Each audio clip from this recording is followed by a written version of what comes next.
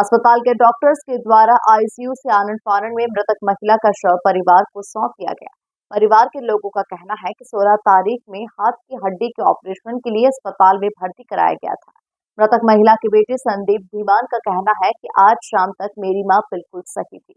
संदीप धीमान ये भी आरोप लगा रहे हैं कि हेवी डोज और लापरवाही से उनकी मां की मृत्यु हुई है और अस्पताल अधिकारी इसे हार्ट अटैक से मृत्यु होना बता रहे हैं। ये मरीज़ माया देवी जी 60 ईयर ओल्ड फीमेल, ये 15 अक्टूबर को हमारे अस्पताल में भर्ती हुई थी। इनके दाएं हाथ में फ्रैक्चर था।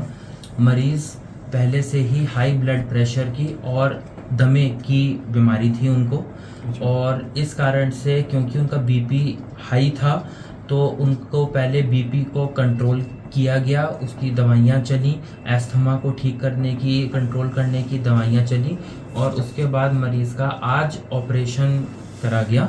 ऑपरेशन सक्सेसफुल रहा। ऑपरेशन के बाद मरीज़ को पोस्ट ऑप में शिफ्ट किया गया, और क्योंकि मरीज़ पहले से ही क्या बीपी और दमा के साथ बीमारी उनको पहले से ही थी, इसका हाई रिस्क कॉन्सेंट मरीज के परिजनों से लिया गया था।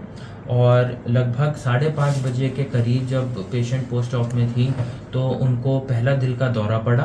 तुरंत ही मरीज़ को गाइडलाइंस के हिसाब से सीपीआर चालू किया गया।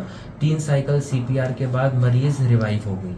उसके पश्चात दोबारा मरीज़ को लगभग 6:30 बजे दोबारा दिल का दौरा पड़ा, और उसमें भी तुरंत सीपीआर को हमने चालू किया गया, और 22 साइकिल सीपीआर के बाद भी अनफॉर्चुनेटली मरीज़ को रिवाइव नहीं किया जा सका। परिवार के लोगों का कहना तो यह है कि सीधा कि बहुत ही ज़्यादातर हॉस्पिटल स्टाफ ने जो है बुरी स्थिति में रखा गया, स्टाफ ने साथ नहीं दिया गया, और कई बहुत बड़ी लापरवाही सामने आई है।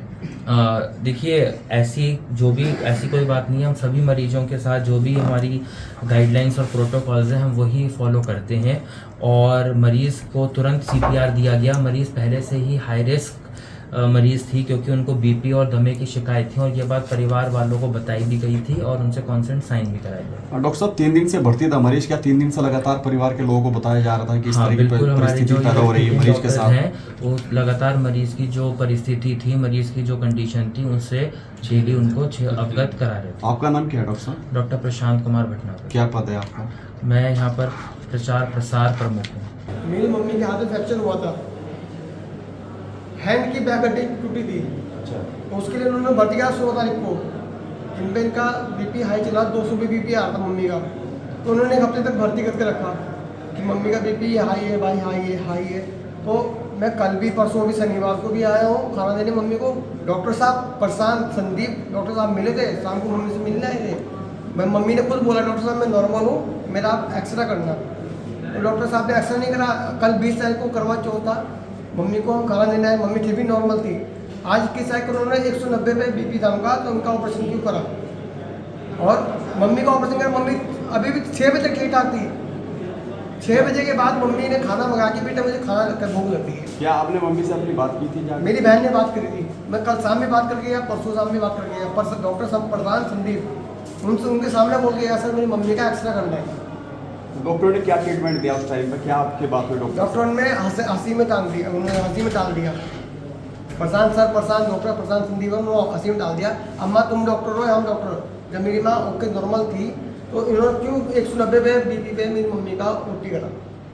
तो आपको क्या लगता है इलाज गलत हुआ है? इलाज गलत हुआ है। 6 बजे जो बंदा पेशेंट ओके है, 6 बजे के बाद ऐसे क्या हुआ 2 घंटे के अंदर की भयंकर की मेरी मम्मी एक्सपायर हो गई। क्या दवाई दी गई थी? कुछ आपसे मंगाई गई थी? नीचे दवाई कुछ नहीं हमारे से मंगाई गई, दवाई सब यही दे रहे थे। ये हमें बोल रहे हैं कि हम आपने ओवरडोज खा लिए। ओवरडोज क्या खा ली? जब 3 टैबलेट लोग दे रखे, मम्मी 3 टैबलेट खा ली। बताओ आप क्या चाहते हैं फिलहाल? अभी हाल फिलहाल में पुलिस भी यहाँ पर मौके पे किस तरह की जांच चाहते हैं, किस तरह का मामला चाहते हैं? अब क्या मैं घर में बॉडी ले जा रहा हूँ, माँ को मरे हो गया क्या को उसकी बॉडी की ऐसी कराऊंगा? मैं ये चाहता हूँ कि डॉक्टर लोग देखें, सीखे क्या कर रहे हैं डॉक्टर लोग। अभी पुलिस प्रशासन भी यहाँ पर मौजूद है, किस तरह पुलिस प्रशासन को हमने बता दिया है सर। किस तरह की कार्रवाई चाहते हैं आप? अब कार्रवाई क्या करें? हम पीएम तो करा नहीं सकते सर, हम बॉडी घर ले जा रहे हैं। अब बॉडी अब तक एम्बुलेंस में पहुँच भी गई होगी सर, इतनी जल्दी कर रहे हैं। आपको कुछ समझाया गया? कुछ नहीं समझाया, बड़ा भाई है हमारा, सब कुछ हमको समझाने के हमें किसी की तरफ से डराया धमकाया तो नहीं गया ना अभी तक किसी स्टाफ की तरफ से अभी कोई ऐसी सर मैं बात अपनी मम्मी से मिलने आया तो ये स्टाफ में बोले कल आप अंदर नहीं जा सकते। मैंने अपनी माँ से मिलना है, नहीं आप अंदर नहीं जा सकते, हम अंदर नहीं घुसने देंगे तुम्हें। बताओ क्या इनकी वो है कि मेरी माँ मरने के लिए पड़ी, मैं मिलने जाता। जवाबदेही कौन है? क्या शिकायत आपने पुलिस से की या नहीं कि पुलिस मौके पर मौजूद है? सब कुछ बता दिया सर, कौन पुलिस क्या करेगी बताओ आप।